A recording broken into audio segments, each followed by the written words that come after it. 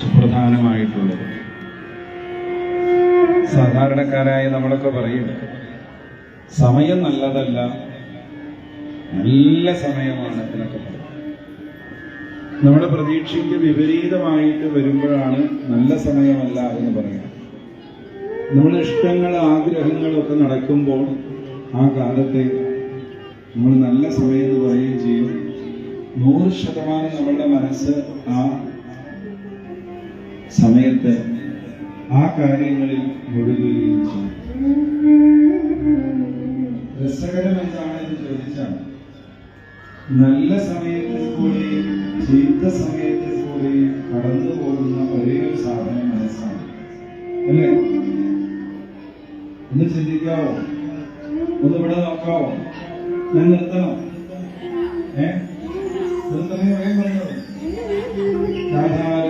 ചൊല്ലട്ടെ? ഒന്ന് ശ്രദ്ധിക്കും. എന്റെ അവസാനം പറഞ്ഞ നല്ലതിൽ കൂടെയും നല്ല കാലത്തിൽ കൂടെയും മോശമായ കാലഘട്ടത്തിൽ കൂടെയും കടന്നുപോയ ഒന്നാണ് എന്ത്? നമ്മുടെ മനസ്സ്. അപ്പൊ ഏത് കാലഘട്ടത്തിൽ കൂടെയും കടന്നു പോകുന്നതാണ്, കടത്തി വിടാവുന്നതാണ്, കടന്നു പോയതാണ് നമ്മുടെ മനസ്സ് എന്ന് നമുക്ക് തിരിച്ചറിയാൻ സാധിക്കും. ഒന്ന് നമ്മുടെ ജീവിതാനുഭവങ്ങൾ ഒന്ന് വിചാരം ചെയ്താൽ. അപ്പോ മനസ്സിനെ ഏറ്റവും സുന്ദരമായ കാര്യത്തിൽ നിലനിർത്താൻ, അതൊരു സാധന പോലെ, അനുഭൂതി പോലെ കൊണ്ടു നിർത്താൻ സാധിക്കണം. അത് സാധിച്ചവരാണ് കൃഷ്ണാവതാരത്തിലെ കൃഷ്ണന്റെ മാതാപിതാക്കളായ ആരൊക്കെയാണ്? കൃഷ്ണന്റെ മാതാപിതാക്കളുടെ പേര് പറയുമോ?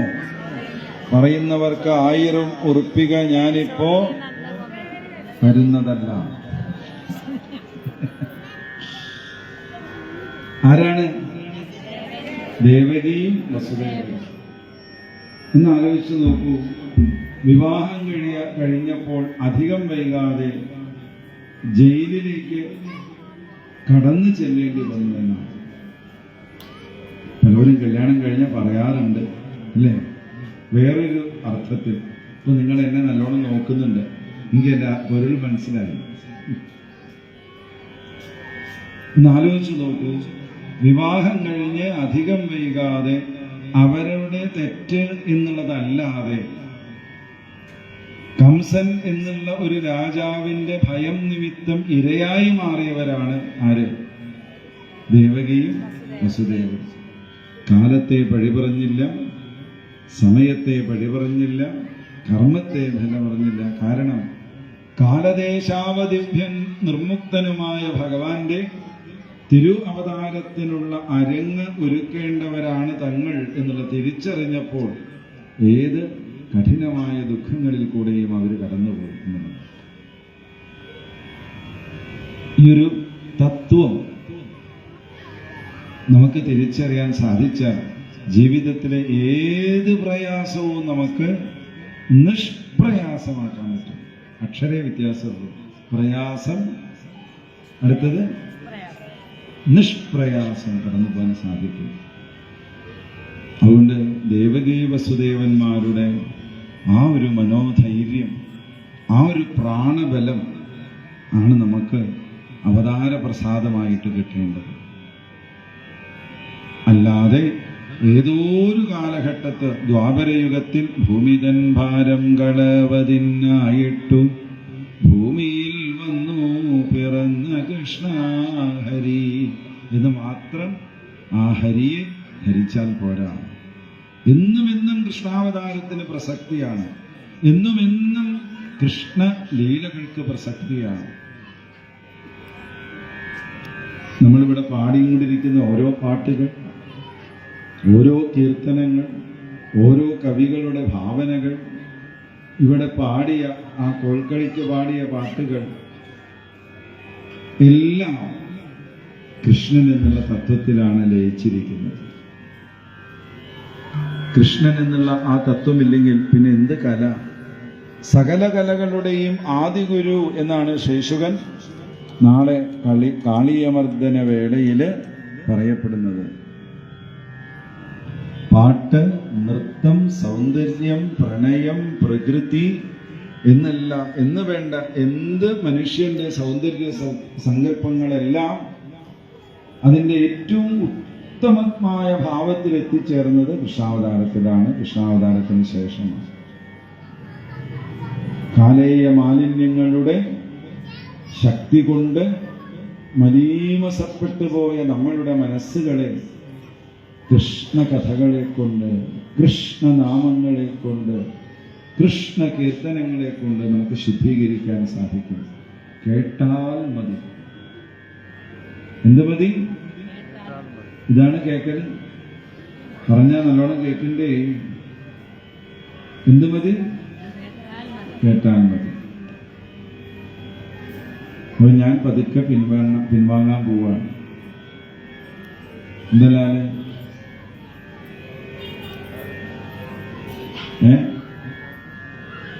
അയ്യോ പറഞ്ഞോ, എനിക്ക് തല്ലുമല്ലോ. ഒരു സന്തോഷ വാർത്ത ഊഹിക്കാൻ പറ്റുമോ? അത്താഴം ഇന്ന് ഇവിടെ ഉണ്ടായിരിക്കുന്നു. ഒന്ന് കൈയടിക്കും. അപ്പൊ ഉണ്ട് എന്നെങ്കിൽ ഇനിയിപ്പോ നമുക്കതിന് പോവാണ് അടുത്ത പരിപാടി വേണ്ടത്, അല്ലേ? അപ്പൊ നിങ്ങൾ ഇവിടുന്ന് പോകുമ്പോൾ ആരെ നിങ്ങളുടെ ഹൃദയത്തിലേക്ക് ആവാഹിച്ചെടുക്കണം? ആരെ? കൃഷ്ണനെ നിങ്ങളുടെ ഹൃദയമാകുന്ന തൊട്ടിലേക്ക് കിടത്തി കൊണ്ടുപോകണം. എന്നിട്ടോ നാളെ കൊണ്ടുവരണം. എന്നിട്ട് നാളെ വൈകുന്നേരം ആ കണ്ണന്റെ വിവാഹം ആഘോഷിക്കണം. അപ്പോൾ ഇവിടെ ഇരിക്കുന്ന ഓരോ ഹൃദയങ്ങളിലേക്കും ഇവിടുത്തെ രംഗങ്ങൾ നിങ്ങൾ കുറച്ചു നേരമായിട്ട് കാണുന്നു, ഇല്ലേ? കുട്ടികൾക്ക് നമ്മൾ ഉണ്ണിയൂട്ട് നടത്തുന്നു, അവതാര രംഗം വായിക്കുന്നു, ദിവ്യമായ ഒരു അനുഭൂതിയുടെ തലത്തിലേക്ക്, അല്ലെ? പോയില്ലേ? എന്താ മിണ്ടാത്തപ്പോ? എന്ത് പോയി? എന്താ പോയില്ലേ? ഏതോ ഒരു അവാക്ഷ്യമായിട്ടുള്ള അനുഭൂതിയിലേക്ക്, അല്ലേ?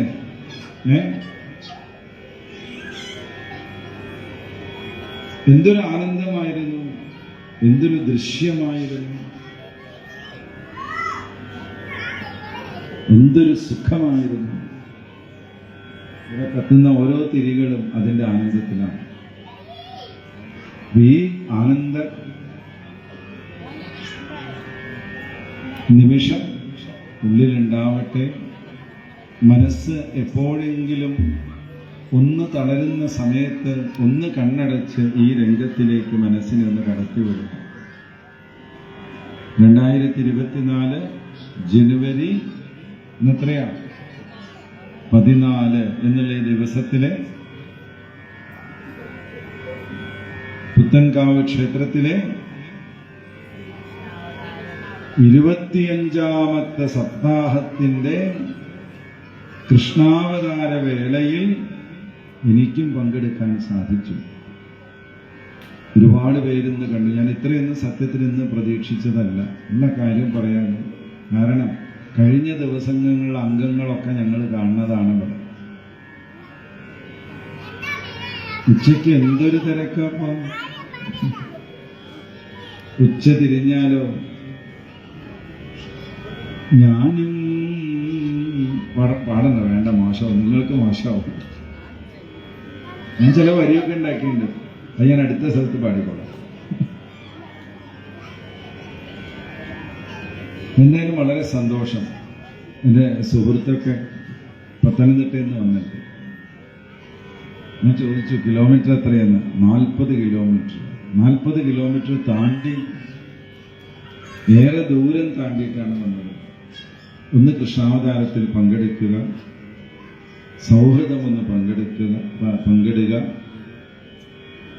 കുറച്ചു നേരം കൂടിയിരിക്കുക, കീർത്തനം കേൾക്കുക, പ്രസാദം സ്വീകരിക്കുക, കൃഷ്ണനെ മനസ്സിലേക്ക് കൊണ്ടുപോകുക.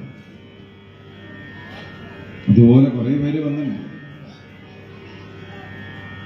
അങ്ങനെ നോക്കുമ്പോൾ ഇവിടെ തൊട്ടടുത്തുള്ളവർ എത്ര വന്നിട്ടുണ്ടെന്നാവും എൻ്റെ ചോദ്യം. അതുകൊണ്ട് ഞാൻ അതിലേക്ക് കിടക്കുന്നില്ല.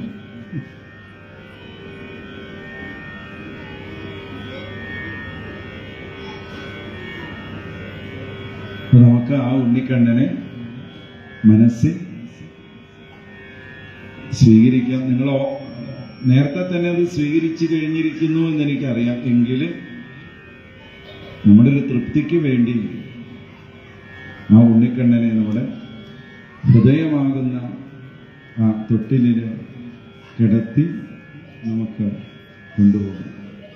ഗോവിന്ദനാമ സങ്കീർത്തനം, ഗോവിന്ദനാമ സങ്കീർത്തനം, ഗോവിന്ദനാമ സങ്കീർത്തനം, ഗോവിന്ദനാമ സങ്കീർത്തനം.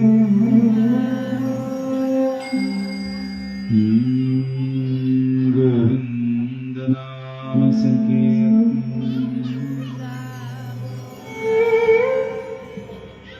ഒന്ന് വായിച്ചോ.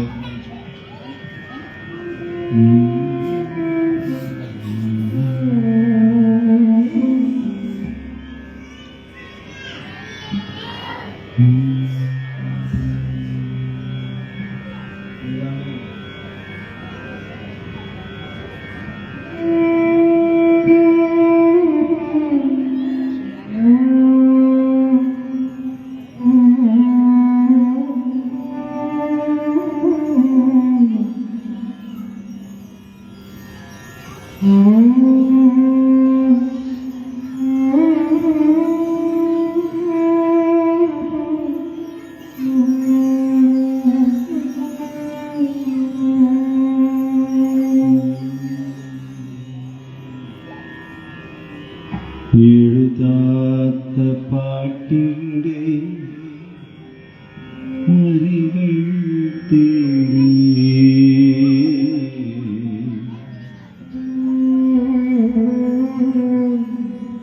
ഓർമ്മകൾ തന്നണിച്ച്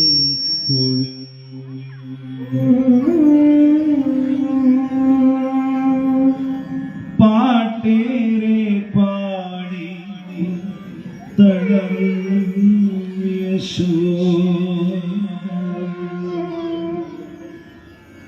എന്നിട്ടും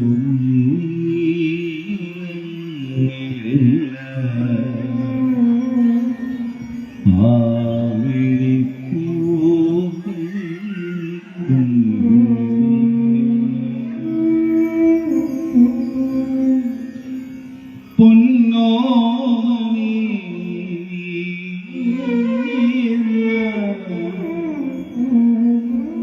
ഉണരുമ്പോൾ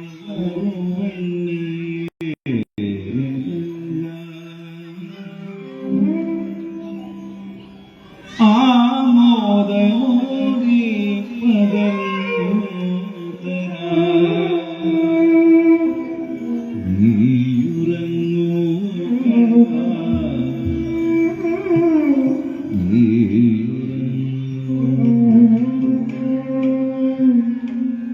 പാട്ടിൻ്റെ വേഗം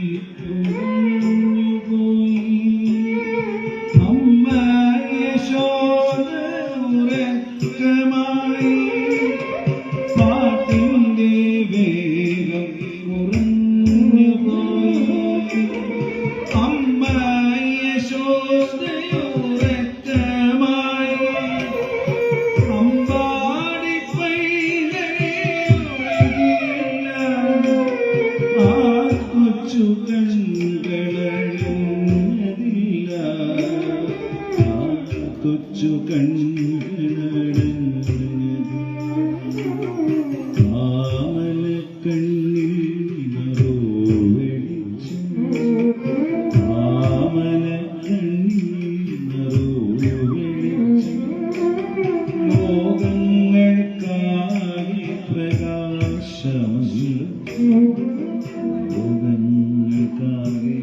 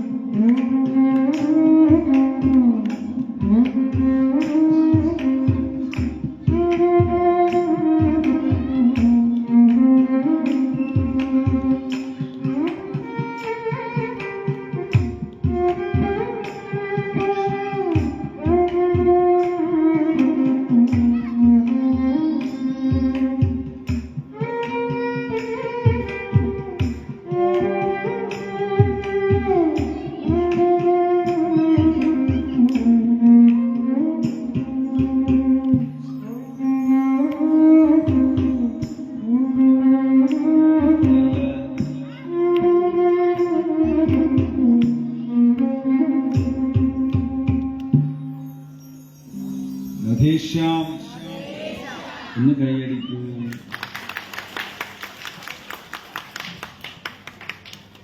ഇന്നലെയും ഇന്നുമായി നമ്മളുടെ സപ്താഹ യജ്ഞവേദിയിൽ ഇവരുടെ സാന്നിധ്യമുണ്ട്. ഇവരിന്ന് പ്രോഗ്രാം കഴിഞ്ഞു, ഇനി പോകുകയാണ്. അപ്പോൾ നമുക്ക് നമ്മുടെ സ്നേഹാദരം അവർക്ക് സമർപ്പിക്കാം. രതീഷ, ഈ അറ്റത്തിരിക്കുന്നത് വിവേക്.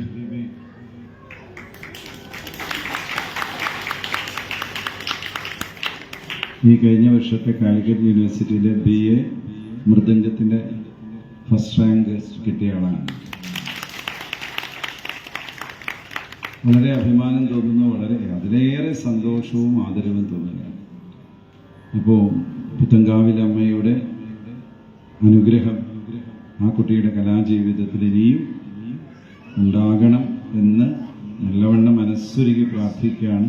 ഇവിടെയുള്ള എല്ലാ അമ്മമാരുടെയും അനുഗ്രഹം കയ്യടിയായിട്ട് കൊടുക്കുക.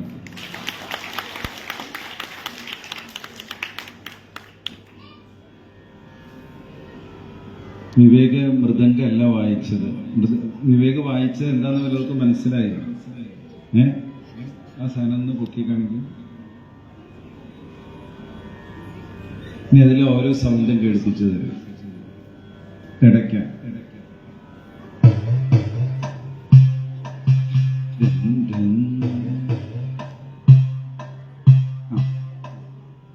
ഇനി തകി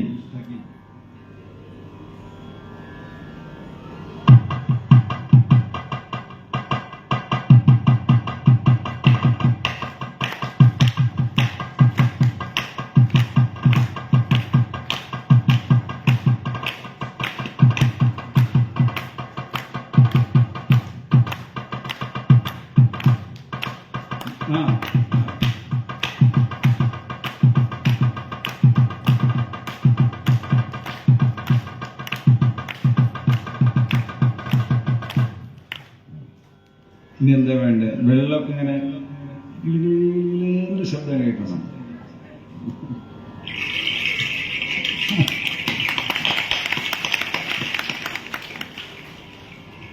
അനവധി സാധ്യതയുള്ള സാധനമാണ്. പിന്നെ ശംഖനാദം.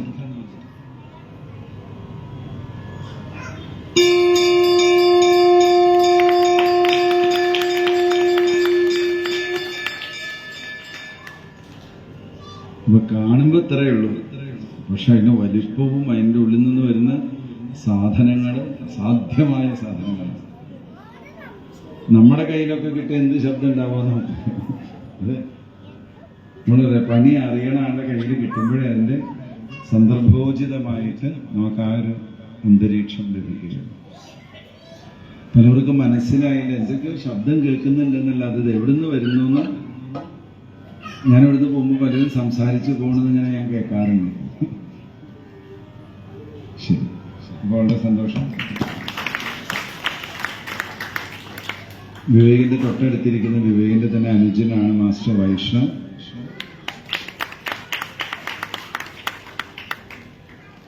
ഇപ്പോൾ TTCക്ക് പഠിക്കണം അല്ലേ? പഠനത്തിലും അതുപോലെ കവിത ചൊല്ലലും സംസ്കൃതം അങ്ങനെ വേണ്ട പല പല സ്കൂൾ കാലഘട്ടത്തിൽ ഒരുപാട് കലകൾ, അതിലൊക്കെ 1ാം സ്ഥാനവും അതിലൊക്കെ മികവറ്റതായിട്ട് A ഗ്രേഡൊക്കെ നേടിയ കുട്ടിയാണ് വൈഷ്ണവ്.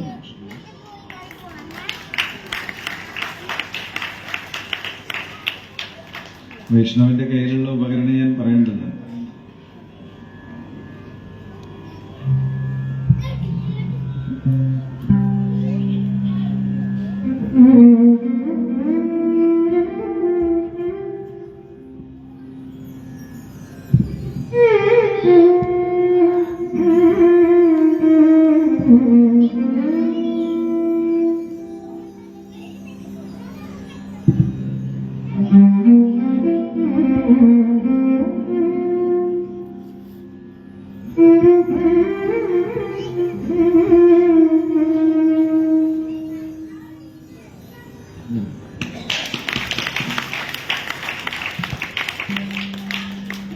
ഇവര് രണ്ടുപേരെ അച്ഛനാണ് അവിടെ.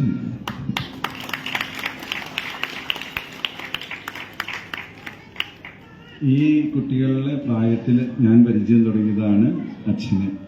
പേര് പറഞ്ഞില്ലല്ലോ, ഡോക്ടർ ബാബുരാജ് ഹരിയാനമ്പറ്റ.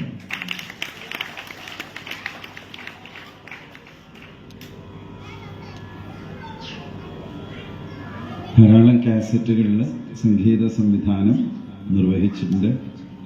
അതിൽ ഏറ്റവും പോപ്പുലർ ആയിട്ടുള്ളത് ഇവരുടെ നാട്ടിൽ തന്നെ ചേറമ്പറ്റ കാവിലമ്മ എന്നുള്ള ഇതുപോലൊരു കാവിലമ്മയുടെ പാട്ട്, അത് ഡോക്ടർ മധു ബാലകൃഷ്ണൻ പാടിയതാണ്. രണ്ടുപേരും വായിക്കുന്നത്.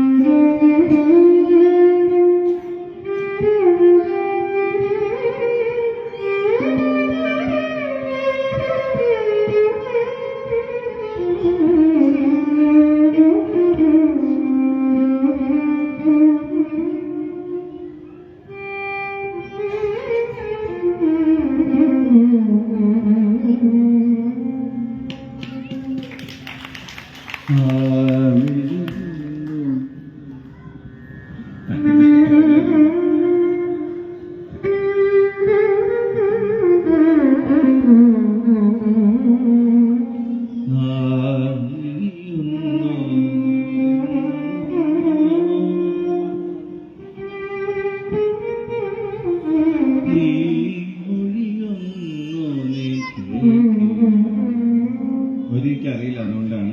പക്ഷെ ഭയങ്കര വരികളാണ്. നമുക്ക് അവിടെ നിന്ന് പ്രാർത്ഥിക്കണം, ആ മൊഴിയൊന്ന് തുറക്കണേ, ഈ മൊഴിയൊന്ന്. അപ്പൊ ഇവിടെ വന്ന് നമ്മൾ അമ്മയുടെ മുമ്പിൽ മൗനമായിട്ട് എത്രയോ മൊഴികൾ സമർപ്പിച്ചു പോകണമല്ലേ അല്ലേ? ആ മൊഴി കേൾക്കണമെങ്കിൽ ആ മൊഴി ഒന്ന് തുറക്കണം. പുത്തൻകാവിൽ അമ്മയുടെ കാരുണ്യത്തിന്റെ മിഴികൾ നമ്മുടെ നേർക്ക് വേണം. അങ്ങനെ നല്ല ആ ഗാനത്തിന്റെ ട്രാക്ക് പാടിയത് വൈഷ്ണവാണ്. ഇത് ബഹു രസമാണ്. ഇതിന്റെ എന്നൊക്കെ പറഞ്ഞാൽ എന്താ പറയാ, സമയം അതൊന്നും പറയില്ല. അപ്പോൾ ഒരുപാട് 10-30 വർഷത്തിലധികമായിട്ട് ആ കുടുംബവുമായിട്ട് എന്താ പറയാ, എൻ്റെ ഒരു കുടുംബമാണ് അവര്.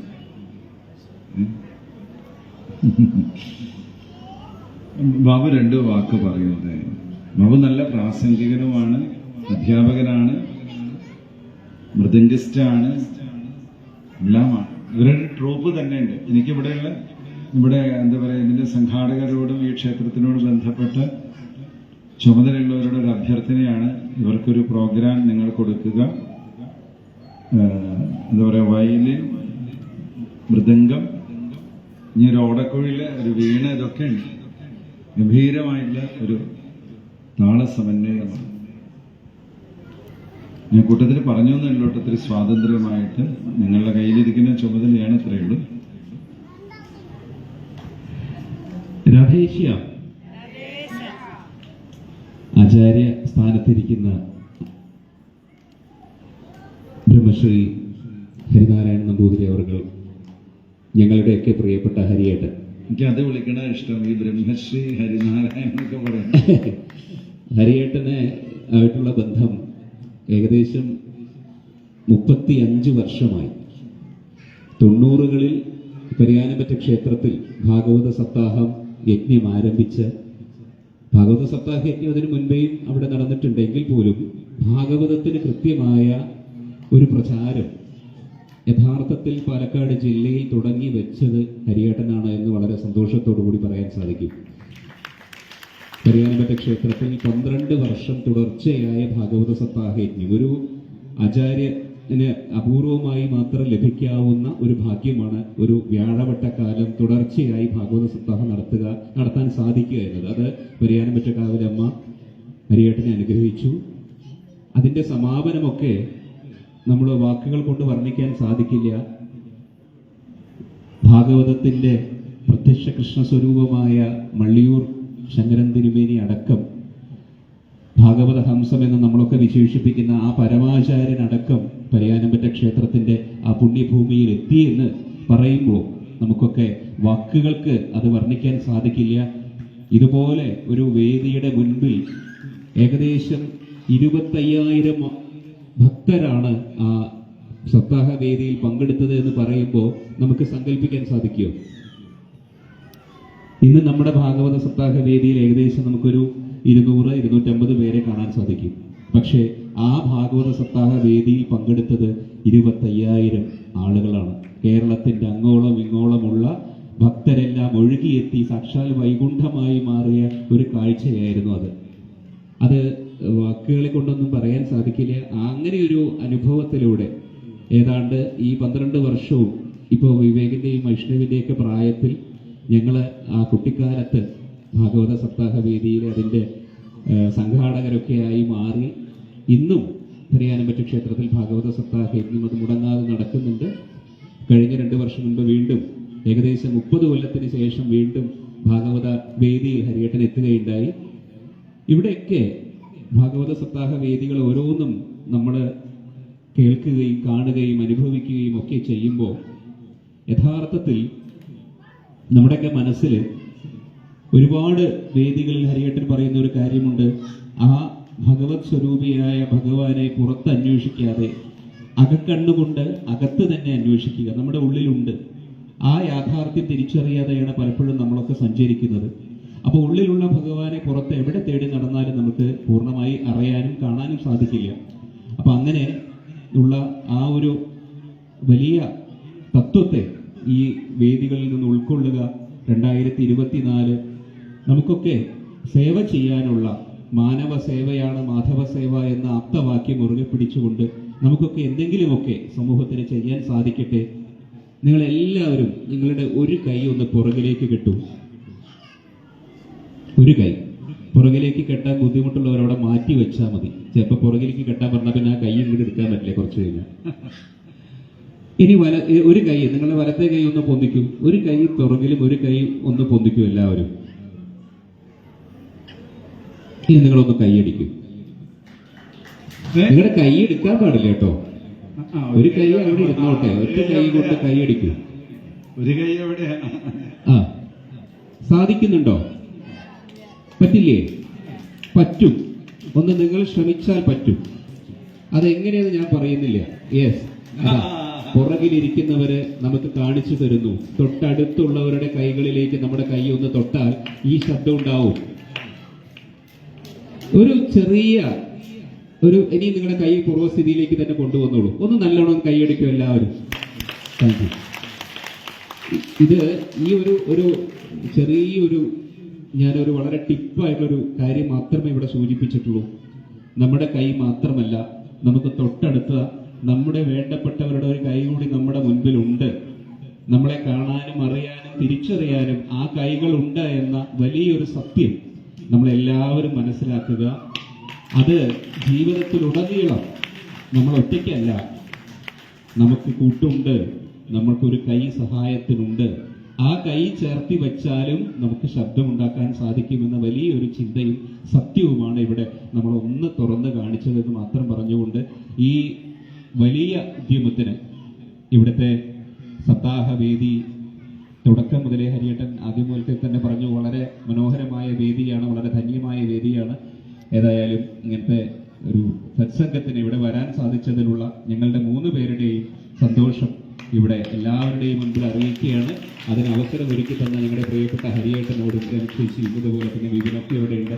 എല്ലാ ഞങ്ങളുടെ ആചാര്യസ്ഥാനത്തിരിക്കുന്ന ഓരോരുത്തരോടുമുള്ള കൃതജ്ഞത അറിയിക്കുന്നു. പിന്നെ ഇവിടെ വന്ന് നിങ്ങളെ കാണാൻ കുറച്ചു സമയം ഈ സത്സംഗത്തിൽ പങ്കെടുക്കാൻ, ഈ ആനന്ദോത്സവത്തിൽ പങ്കെടുക്കാൻ സാധിച്ചുള്ള സന്തോഷം ഒരിക്കൽ കൂടി അറിയിക്കുന്നു. ഈ സപ്താഹ യജ്ഞം ഒരു വലിയ വിജയമാകട്ടെ. വരും വർഷങ്ങളിലും വലിയ വലിയ രീതിയിലുള്ള പങ്കാളിത്തത്തോടു കൂടി നമുക്കൊക്കെ ഇങ്ങനത്തെ യജ്ഞത്തിൽ പങ്കെടുക്കാൻ സാധിക്കട്ടെ. അതിന് സർവേശ്വരൻ അനുഗ്രഹിക്കട്ടെ.